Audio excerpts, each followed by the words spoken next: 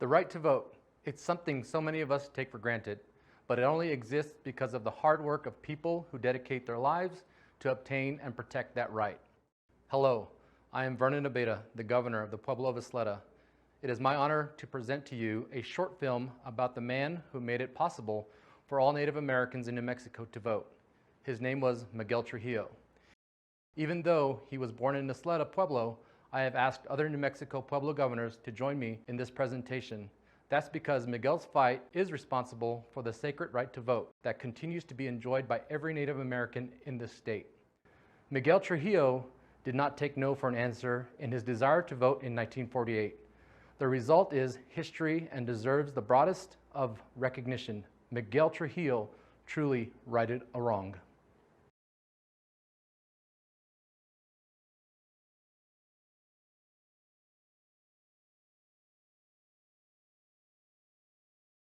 Guadzi Hopa, I am Governor Martin Cuimi from the Pueblo of Laguna.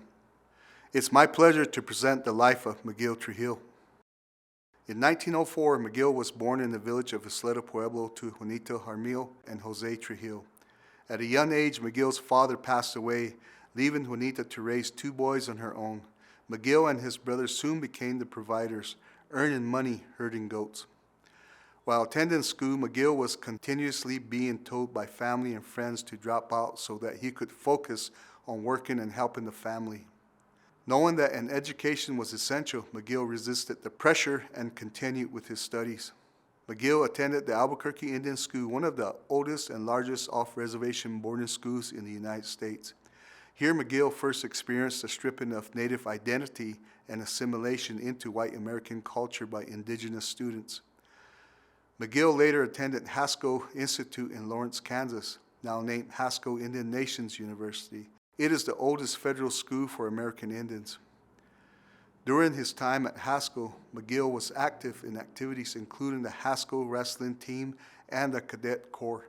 It was here that Miguel met a fellow classmate, Rachanda Paisano, who was from Laguna Pueblo. They later married and had two children, Josephine and Michael. Upon completion of his studies at Haskell Institute, Miguel taught at the Bureau of Indian Affairs School in Laguna Pueblo. Miguel later enrolled at the University of New Mexico to pursue an undergraduate education, yet faced many obstacles. At that time, there were no scholarships available for indigenous students, and he was supporting his wife, their two children, and his elderly mother. Just before the onset of World War II, Miguel finally received his bachelor's degree. Like many other indigenous men, Miguel enlisted in the United States Marine Corps. You will hear much more about his service later. After the war ended, Miguel received an honorable discharge and returned home to his family in a teaching position at the Bureau of Indian Affairs Day School in Laguna Pueblo. With the help from the popular GI Bill, Miguel received his master's degree from UNM and joined the All-Indian Pueblo Council. He later worked toward a PhD at the University of California, Berkeley. Miguel found work as an educator and later as a social worker. He not only fought for indigenous civil rights, but also for immigrant workers and black Southerners living in the Jim Crow era. He retired in 1959 after 33 years of teaching with the Bureau of Indian Affairs. Miguel's son Michael recalls his father always having a book in his hand and always reading, saying, he had a good intellect, good insight into people. Miguel believed in the education for his children, who both entered the field of medicine. Dr. Michael Trujillo eventually became the director of the Indian Health Service under President Bill Clinton. Michael said of his father, we got those positions because of his encouragement. He said, you can always do well, you can always do better. Hello, I'm Governor Joey Sanchez from the Pueblo of Santa Ana. Being in the Marine Corps was a big part of Miguel Trujillo's life. It is my pleasure to present a look at the importance of Miguel's military service. When World War II broke out, Trujillo enlisted in the Marines, like so many other Indians. According to William C. Meadows' book, The Comanche Code Talkers of World War II, Native Americans volunteered for the armed forces at a rate of 2 men for every one drafted during World War II. Another historian, Gerald D. Nash, wrote in The American West Transformed, the impact of the Second World War that at least 25,000 American Indians served in the armed forces during World War II, and more than 550 of them were killed.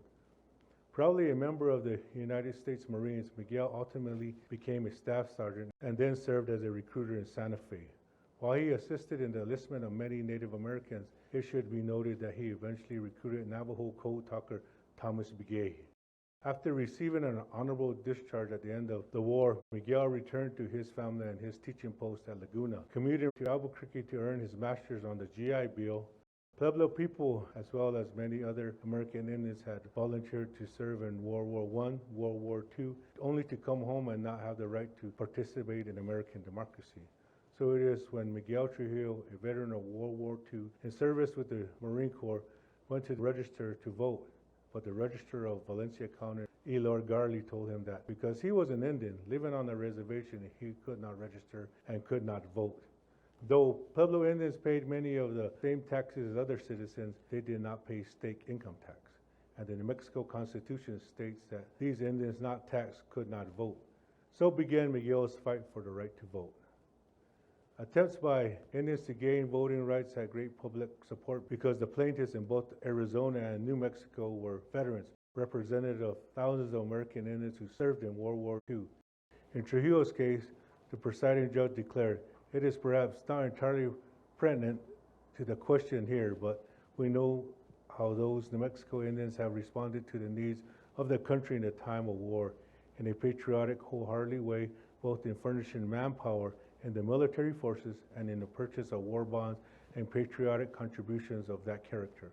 Why should they be deprived of their rights to vote now because they are favored by the federal government in exempting lands from taxation?" Miguel's daughter remembers it this way. She said, "I think during the war, seeing how many Native Americans were joining the service just gave him more gumption to go ahead and try to get something done. My father was the kind of individual who always looking for righting a wrong."